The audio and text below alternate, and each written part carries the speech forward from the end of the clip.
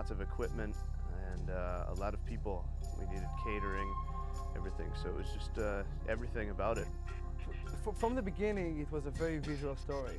It was really challenging to actually achieve that kind of a movie in a form of university.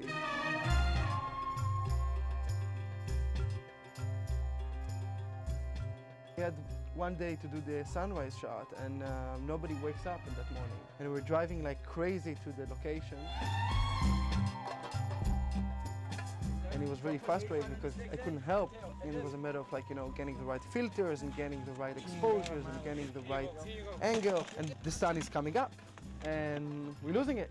And we don't have another day to do it. And I remember myself standing over there on the side and just looking at them in a total shock.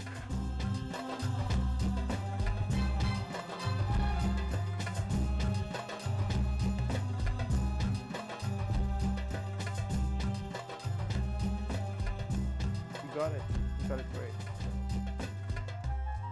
Let's find the intervalometer. Huh? Coming up. We're shooting. The hardest part about doing this was that they're out where they don't have anything and they don't have a way to get anything there. So basically everything is tents and whatever they would have laying around. They can't have furniture and all that. We had to build a army camp out in the middle of the desert that was dated at 1954. So everything had to be before that time period. We had to get everything out there, find all the stuff, build it up, take it back down, bring it all back. It was a big job.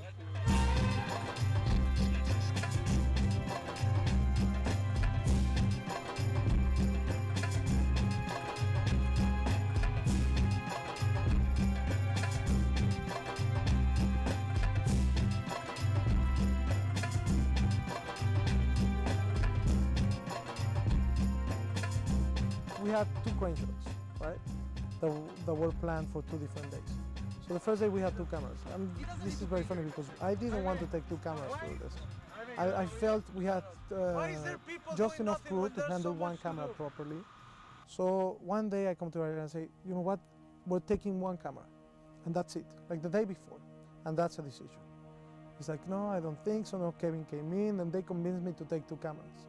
The first day we get to the desert, we break, we take 1 camera to start shooting a scene, then we take the other camera to start prepping the crane shot. And then we had to cut for lunch, and then we thought we're going to do this scene of the arrival of Bellamy on the crane. Okay, everything works perfect, the camera goes in the air, we rehearse the movie. Matteo was very excited about the crane, he was like playing with it. It was one of my first gear head operation, you know, and it was so incredible, it was great. So the camera was ready, everything was ready, we're ready to take. And suddenly we run the camera, and the camera runs 11 feet, stops. We're like, you know, power problem, whatever. We take it up again, 11 feet, stops. The camera doesn't work. And we had our next crane shoot the next day on the dry lake. So we get to the dry lake, set the camera. Camel was on the location.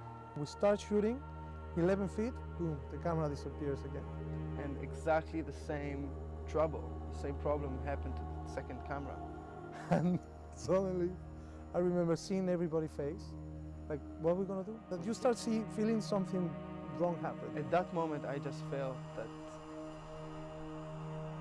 I lost my mood. And we had all these complex moves and all these things we wanted to do. Jerry had to go next day to Dublin to do Rains of Fire. And then there was like this great moment. The sun came out of the clouds. Mark and Santiago and Ben Gamble and Matteo and Rex, they all were like... All this, I'm telling you, it's in the middle of a sandstorm.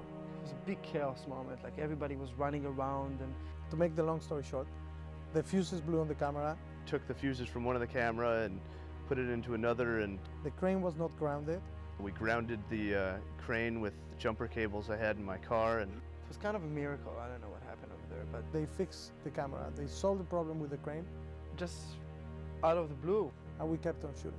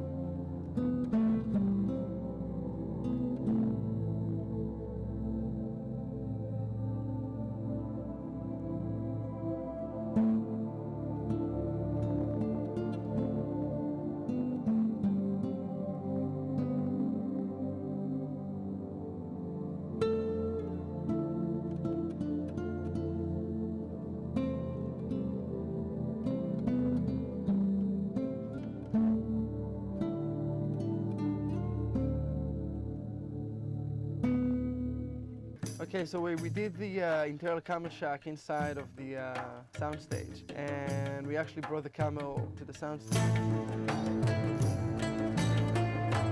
I was not experienced enough working with animals before.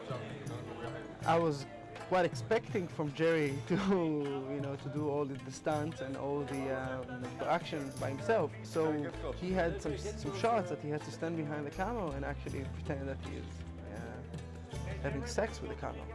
He was terrified.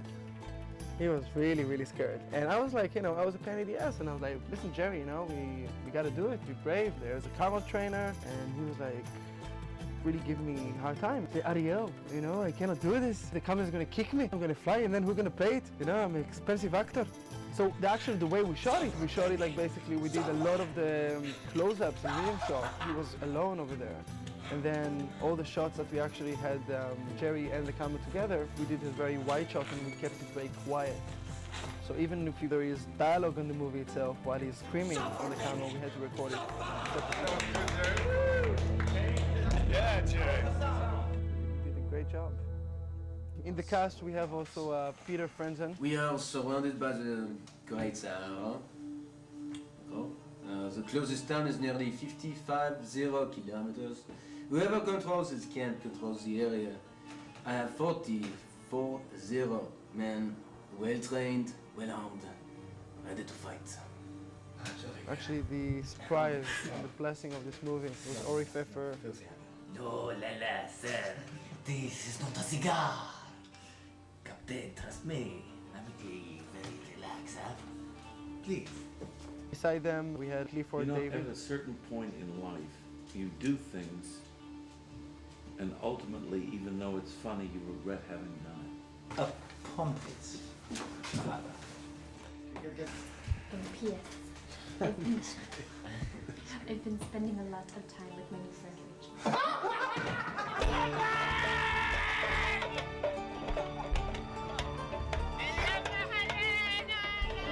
Now we have Mexican mafia, Israeli mafia, we have Americans, we have British people, we have Scottish people, we have Finnish, we have French, Spanish. We're a lot of different people. A lot of different people from different places, and They made Jewel of the Sahara their life for like 4 days.